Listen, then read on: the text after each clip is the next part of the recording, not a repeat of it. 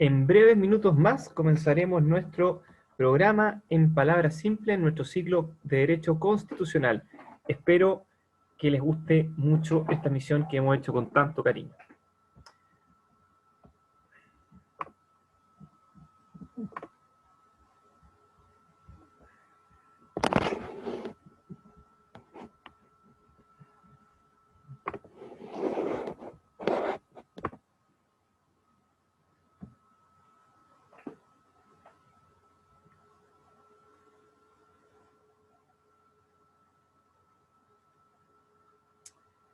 Esto es en palabras simples.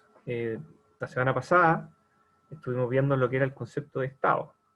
Vimos también cuáles eran sus elementos, pero nos quedó uno que debemos profundizar mucho, que es la soberanía. Todavía no empezamos, simplemente es una explicación para poner al día a aquellos que van a ver primero esta emisión que el Facebook Live que se va a reproducir en breves minutos. Esta soberanía, que es la que se basa el poder estatal, tradicionalmente, aunque les adelanto a ustedes, como veremos quizás en esta sesión y en la próxima, está un poquito de capa caída, precisamente por este mundo globalizado en que vivimos. Vamos a poder comenzar.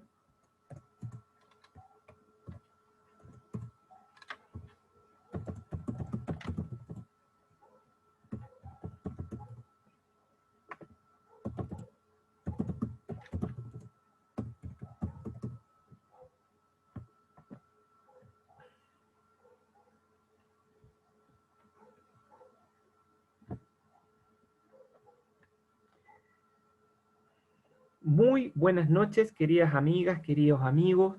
Estamos comenzando una nueva edición de nuestro programa En Palabras Simples. En esta ocasión continuamos con nuestro ciclo, este ciclo de Derecho Constitucional.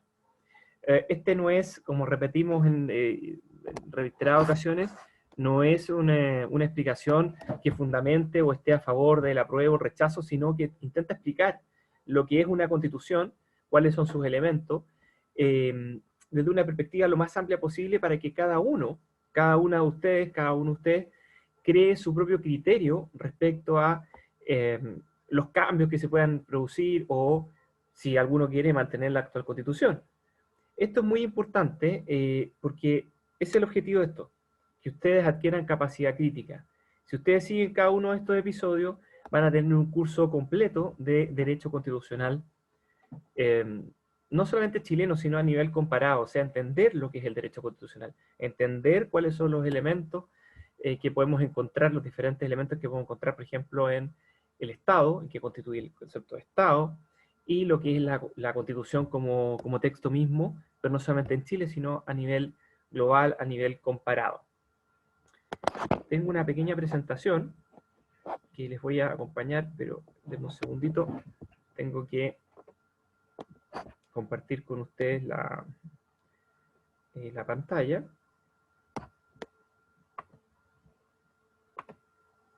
Y vamos a buscar juntos la presentación.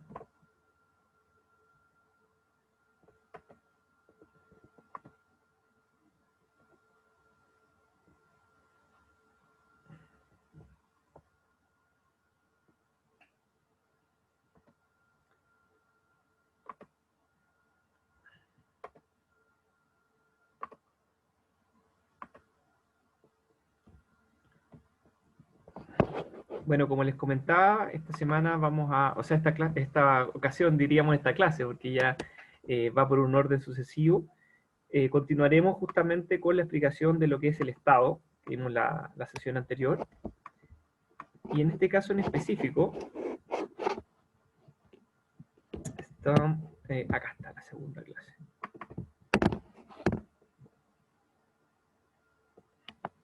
Vamos a ver el elemento soberanía.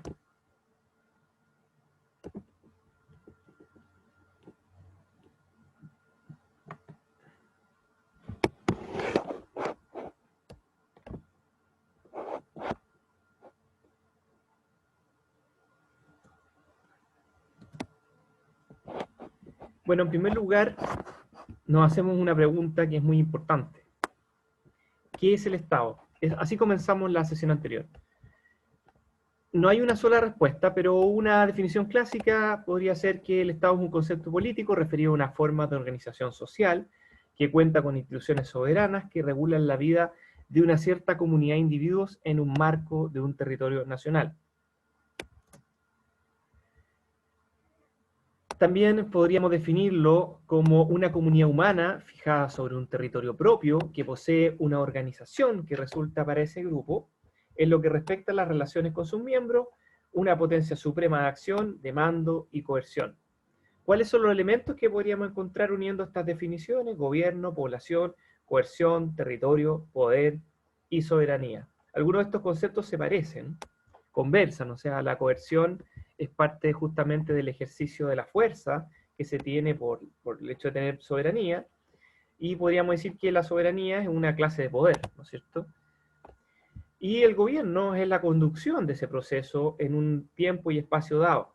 Y entendemos en un sentido más amplio gobierno, no solamente el poder ejecutivo, el presidente y los ministros, sino también el poder legislativo y el judicial. Y población es el elemento subjetivo, las personas que habitan en un determinado territorio, pueden ser nacionales o extranjeros.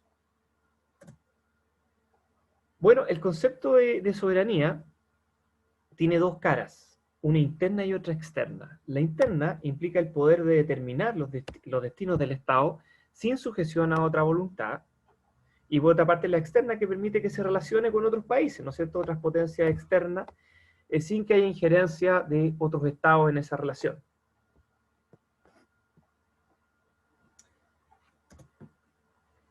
Bueno, veamos algunos ejemplos de cómo se define en las distintas constituciones del mundo este concepto. La Constitución de Bolivia, en su artículo segundo, voy a dar muchas definiciones para que ustedes tengan todas las distintas visiones y después puedan concluir tranquilamente cuál es la visión que de algún modo u otro los interpreta más. Voy a ver si tengo un mejor ángulo ahí con la cámara. Parece que ahí está un poquito mejor.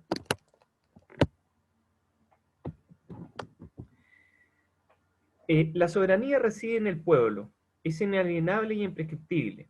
Su ejercicio está delegado en los poderes legislativo, ejecutivo y judicial. La independencia y coordinación de estos poderes es la base del gobierno.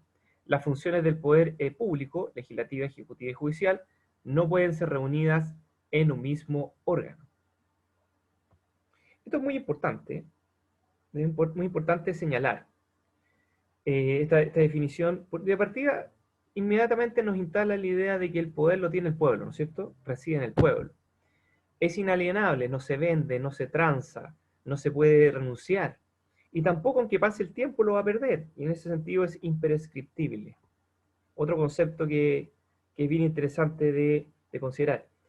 Y bueno, por supuesto, este ejercicio de este poder no lo tiene por sí mismo nada más, sino que también lo tiene, lo puede ejercer, digamos, a través de los distintos poderes en que el pueblo delega, o sea, le entrega la facultad de justamente de gobernar los destinos del país. Y esos poderes son el legislativo, donde clásicamente se hacen las leyes, el ejecutivo, lo que conocemos en un sentido estricto como el gobierno, presidente, los ministros, en otros países es el primer ministro y su gabinete, los países que son parlamentarios, y el judicial, que son los jueces, ¿no es cierto?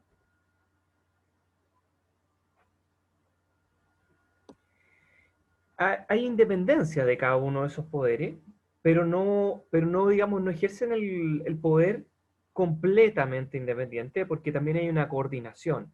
Por ejemplo, para el caso chileno, el presidente de la República en Chile propone puede proponer a través de un mensaje un proyecto de ley, y ese proyecto de ley sigue transitando en sus diversas fases en el Congreso, para finalizar con la promulgación del presidente y luego la posterior publicación en el diario oficial de dicha ley. Entonces, bueno, para comparar con el caso chileno, también existe esa coordinación por acá, ¿no es cierto? Y las funciones son la legislativa, la ejecutiva y judicial, y que no pueden ser reunidas en un mismo órgano, porque evidentemente no puede haber un solo órgano que detente todo el poder.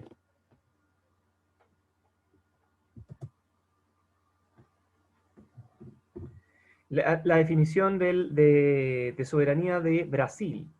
La República Federativa del Brasil, formada por la unión indisoluble de los estados y municipios de los distritos federales, constituyen un solo Estado democrático de derecho y tienen como fundamento la soberanía, la ciudadanía, la dignidad de la persona humana, los valores, los valores sociales del trabajo y de la libre iniciativa y el pluralismo político, ¿no? Todo el poder emana del pueblo y que se ejerce por medio de los representantes electos directamente, perdón, electos o directamente en los términos de esta Constitución. Entonces nos encontramos acá con varias ideas. También nos encontramos acá que la soberanía reside en el pueblo, que se ejerce por representantes en algunos casos, y también directamente, podríamos decir, a través del plebiscito.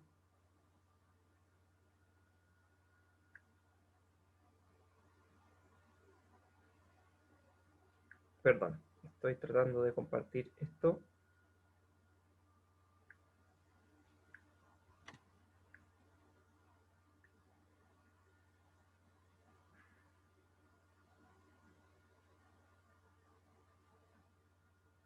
No importa.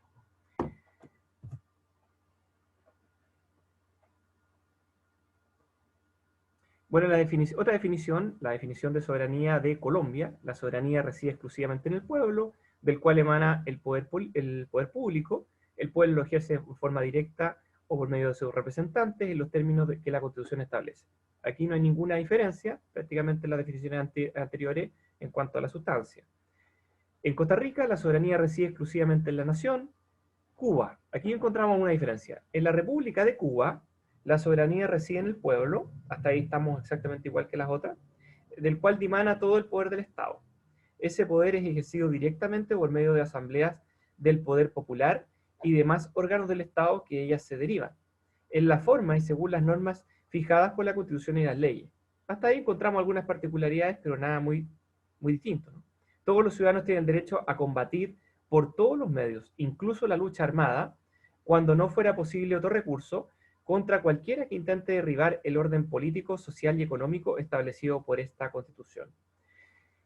O sea, bueno, aquí sí hay una diferencia. Establece que el que opina distinto, que quiere cambiar el orden político, económico y social, está en problemas y puede ser combatido por cualquier ciudadano por la fuerza. Eso es una particularidad de la Constitución cubana. Ecuador, la soberanía radica en el pueblo, cuya voluntad es la base de la autoridad, que ejerce a través de los órganos del poder público y de los medios democráticos previstos en esta Constitución. El Salvador es un Estado soberano, o sea, quiere remarcar aquí, esto es interesante, el hecho de que es independiente, es un Estado soberano, directamente lo dice. La soberanía reside en el pueblo, que la ejerce de la forma prescrita y en los límites de esta Constitución. Aquí se quiere resaltar el carácter del Estado soberano, independiente de los otros. Bueno, probablemente porque se ha visto afectado mucho, países como ellos, países de Centroamérica, se ven muy afectados a la injerencia externa. Guatemala, soberanía. La soberanía radica en el pueblo, quien la delega para su ejercicio en los organismos legislativo, ejecutivo, judicial. La subordinación entre los mismos es prohibida. Lo mismo que decíamos antes de que no, la Constitución boliviana que explicamos al principio de que no pueden estar en una sola mano todos los poderes. Bueno, aquí lo dice también de otra manera, pero la misma idea.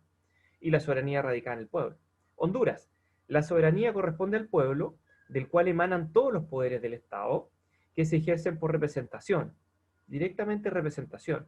La suplantación de la soberanía popular y la usurpación de los poderes constitutivos se tipifican como delitos de traición a la patria. La responsabilidad en estos casos es imprescriptible y podrá ser deducida de oficio o a petición de cualquier ciudadano. Aquí también nos encontramos con este miedo a que emerja un dictador, por ejemplo, y en caso que eso ocurra, podría ser delito de traición a la patria. Y ese delito, aunque pase muchos años, todos los años que se quiera, digamos, no va a poder seguir siendo perseguido por las autoridades. ¿Por qué? Porque es imprescriptible. Eso significa que no hay perdón aunque pasen 100 años. Se sigue investigando, digamos, este delito y se puede, digamos, eventualmente sancionar a aquellos que cometan este delito de traición a la patria. En México, la soberanía nacional reside esencial y originariamente en el pueblo. Todo poder público dimana del pueblo y se instituye para beneficio de éste. El pueblo tiene en todo el tiempo el inalienable derecho de alterar o modificar la forma de su gobierno. El pueblo ejerce su soberanía por medio de los poderes de la Unión. Aquí hace énfasis en el hecho de que son un Estado federal. Habla de los poderes de la Unión, conjunto de los Estados. En los casos de la competencia de estos y de los Estados, es lo que toca a sus regímenes interiores, en los términos respectivamente establecidos por la presente Constitución Federal y las particulares de los Estados, las que en ningún caso podrán contravenir las estipulaciones del Pacto Federal. O sea que de todas maneras conservan soberanía cada una de cada uno de los Estados federados a través de sus normas constitucionales. Bueno, Nicaragua, la independencia, la soberanía y la autodeterminación nacional son derechos irrenunciables del pueblo y fundamento de la nación nicaragüense. Aquí, nuevamente este énfasis, toda injerencia extranjera en los asuntos internos de Nicaragua o cualquier intento de menoscabar esos derechos atentan contra la vida del pueblo y es deber de todos los nicaragüenses preservar y defender estos derechos. Nuevamente aquí resaltamos la idea de que este país, al igual que otros que mencionamos antes, está muy preocupado del hecho de que no haya injerencias extranjeras. Artículo 2.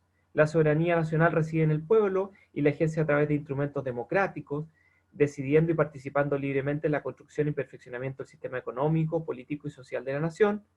El poder político lo ejerce el pueblo por medio de sus representantes libremente elegidos por sufragio universal, igual, directo, libre y secreto, que es muy parecido a lo que rige, por ejemplo, en Chile, en ese sentido, esto último del sufragio, sin que ninguna otra persona o reunión de personas pueda arrogarse este poder o representación.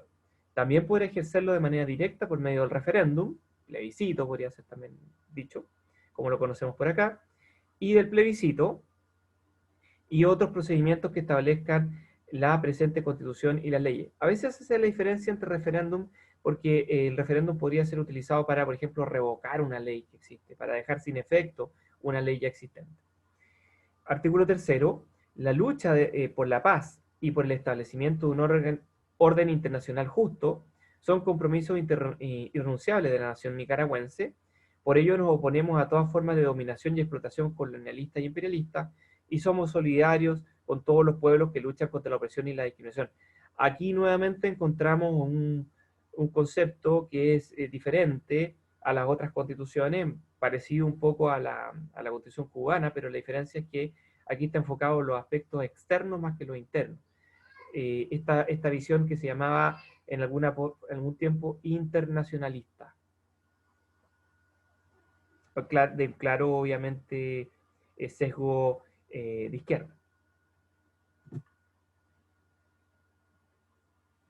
Panamá. El poder público solo emana del pueblo, lo ejerce el Estado conforme a la Constitución lo establece por medio de los órganos legislativo, ejecutivo, judicial, los cuales actúan limitada y separadamente, pero en armónica colaboración.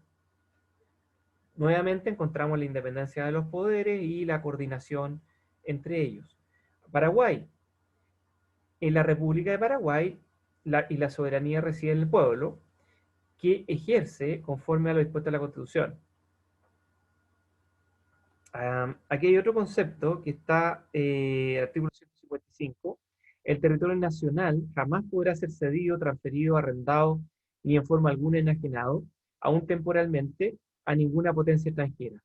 Nuevamente aquí hay un miedo a perder parte de su territorio, porque Paraguay es uno de los países que perdieron mucho territorio en algún periodo de su historia. A lo mismo que le pasó, por ejemplo, a Bolivia. Los estados que mantengan relaciones diplomáticas con la República, así como los organismos internacionales de los cuales ella forma parte, solo podrán adquirir los inmuebles necesarios para la sede de sus representaciones, de acuerdo con las prescripciones de la ley. En estos casos quedará siempre a salvo la soberanía nacional sobre el suelo. Eso es más o menos obvio, lo colocaron en su constitución, pero por ejemplo nosotros no lo tenemos en la constitución y sin embargo las potencias extranjeras sí compran, por ejemplo, inmuebles, compran terrenos y hacen su edificio o compran casa para sus embajadas, consulados en Chile y nosotros no tenemos algo equivalente. Nuevamente hay un mayor miedo que otros países a estar subordinado a potencias extranjeras. Perú. El poder del Estado emana del pueblo. Quienes lo ejercen lo hacen en las limitaciones y responsabilidades que la Constitución y la ley establecen. República Dominicana. La soberanía nacional corresponde al pueblo, de quien emanan todos los poderes, los cuales se ejercen por representación. Nuevamente, elementos conocidos que están en las definiciones anteriores.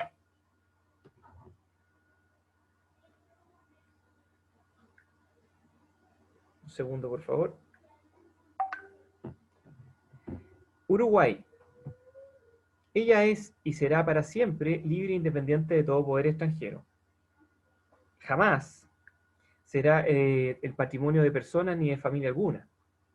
La soberanía, en toda su plenitud, existe radicalmente en la nación, a la que compete el derecho exclusivo de establecer sus leyes, del modo que más adelante se expresará. Artículo 82. La soberanía será ejercida directamente por el cuerpo electoral en los casos de elección, iniciativa y referéndum, e indirectamente los poderes representativos que establece esta Constitución, todo conforme a las reglas expresadas en la misma. Bueno, aquí encontramos algo interesante en cuanto que el miedo que existe, la preocupación que existe en la Constitución uruguaya, es que no sea una élite, un grupo que se apodere. Dice que no será, jamás será la soberanía del patrimonio de personas ni de familia alguna. Eso es bien interesante también de destacar.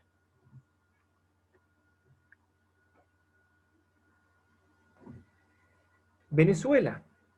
La soberanía reside intransferiblemente en el pueblo, quien la ejerce directamente en la forma prevista en esta Constitución y en la ley, o indirectamente mediante el sufragio por los órganos que ejercen el poder público. Los órganos de Estado emanan de la soberanía popular y ahí están sometidos. Bueno, pese a las críticas que uno puede establecer respecto a este país, la Constitución en sí misma no tiene ninguna, en este aspecto al menos, no tiene ninguna diferencia sustancial con otras. Pasemos a Europa. Nos hemos centrado en nuestro continente, pasemos a Europa. Todo el poder estatal emana del pueblo, en Alemania, esta es la definición alemana, el cual lo ejerce en las elecciones y votaciones y mediante el órgano legislativo, ejecutivo y judicial. En Francia, la soberanía nacional pertenece al pueblo, que la ejercerá a través de sus representantes y por vía de referéndum.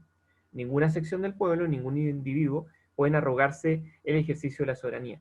Eso se parece mucho a la última parte, a la definición que establece la Constitución chilena, que veremos hacia el final. Bueno, aquí hay otro ejemplo, Portugal, no hay ninguna diferencia sustancial, España, Croacia. Aquí establece ninguna particularidad respecto a las anteriores. La Constitución rumana dice la soberanía nacional reside en el pueblo, que la ejerce a través de su órgano representativo y referéndum, y ningún grupo o persona puede ejercer la soberanía en nombre propio. Nuevamente esta idea también de que no puede haber un grupo o una persona que se arrogue la soberanía estatal.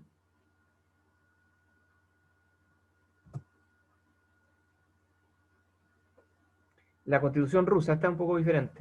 El portador de la soberanía y única fuente del poder en la Federación Rusa es su pueblo multinacional. Incluye el concepto de la multinacionalidad. El pueblo, hay muchos pueblos dentro de Rusia. Eso es lo que reconoce acá. El pueblo ejerce su poder directamente, así como a través de los órganos del poder estatal y los órganos de autogobierno local. La expresión directa suprema del poder del pueblo son el referéndum y las elecciones libres. Nadie puede arrogarse el poder de la Federación Rusa. Quien usurpe el poder o se arrogue las atribuciones del poder será perseguido por la ley federal. La soberanía de la Federación Rusa es válida en todo su territorio. Ahí resalta el hecho de que no hay ninguna parte del territorio que exenta de este poder efectivo. Eso es importante en un país tan vasto, dejarlo bastante claro, de que rige en todas partes el poder estatal. La Constitución de la Federación Rusa y otras leyes federales tienen supremacía en todo el territorio de la Federación Rusa, y la Federación asegura la integridad y la inviolabilidad de su territorio. Hay que decir que George Kennan, estamos hablando justo después de la Segunda Guerra Mundial, en su telegrama largo, describe justamente este miedo atávico que tienen los rusos a ser invadidos. ¿Y por qué? porque a diferencia de Chile, que tiene fronteras naturales, la cordillera, el mar, Rusia está directamente sin ninguna frontera física respecto a los otros territorios. Bueno, hay otras definiciones que están aquí presentes, de otros países, pues no tenemos tiempo para seguir revisando por otros compromisos que tengo, pero por ejemplo la Popular China, bueno, aquí es un poco diferente. Todo el poder de la República Popular China pertenece al pueblo. Los órganos por medio de los cuales el pueblo ejerce el poder estatal son la Asamblea Popular Nacional y las Asambleas Populares Locales de los diversos niveles. El pueblo administra los asuntos del Estado, las actividades económicas y culturales y los asuntos sociales por diversas vías y en distintas formas conforme a las estipulaciones de la ley. Nuevamente reconoce el concepto de pueblo, pero da un énfasis, una importancia a las asambleas populares. Bueno, y sabemos que no es democrático ese sistema. Y bueno, la Constitución de Egipto, por su parte, señala que la soberanía es solo del pueblo, es quien la ejercita y la protege, y es la fuente de todos los poderes. El pueblo es quien salvaguarda la unidad nacional basándose en los principios de equidad, la justicia y la igualdad de oportunidades, de acuerdo con lo especificado en la Constitución. En todas las constituciones referidas, la soberanía se radica en el pueblo y en la nación. De ella emana el poder público que ejerce el pueblo directamente o por medio de sus representantes. Bueno, veamos la chilena. La próxima sesión vamos a referirnos más en detalle, pero para que vean que toma varios los elementos anteriores, la soberanía reside esencialmente en la nación, su ejercicio se realiza por el pueblo a través del plebiscito y de las elecciones periódicas, y también por las autoridades que esta Constitución establece. Ningún sector del pueblo, individuo puede atribuirse a su ejercicio. Nuevamente encontramos aquí el pueblo, el plebiscito, las autoridades, la representación, y también el hecho de que nadie se puede arrogar este poder para evitar de que haya una captura, ¿no es cierto?, de algunos individuos. Esa es la idea, que sea ejercido por todos. El ejercicio de la soberanía reconoce como limitación el respeto a los derechos esenciales que emanan de la naturaleza humana, y es deber de los órganos del Estado respetar y promover tales derechos garantizados por esta Constitución, así como los tratados internacionales ratificados por Chile que se encuentren vigentes. O sea, no podemos pasar por alto y respetar los derechos humanos que están en las declaraciones de derechos humanos, en los tratados internacionales reconocidos por Chile y que se encuentran vigentes. Todos los tratados, esa es la palabra clave, tratados, que tienen este carácter obligatorio, porque hay algunas declaraciones de derechos humanos que no tienen este carácter obligatorio. Bueno, dejémoslo hasta acá. La próxima semana vamos a retomar con el concepto de soberanía en la Constitución chilena, lo vamos a desglosar, lo vamos a analizar pormenorizadamente. Que estén muy bien, que tengan una muy buena semana y nos encontramos en Palabras Simples la próxima semana.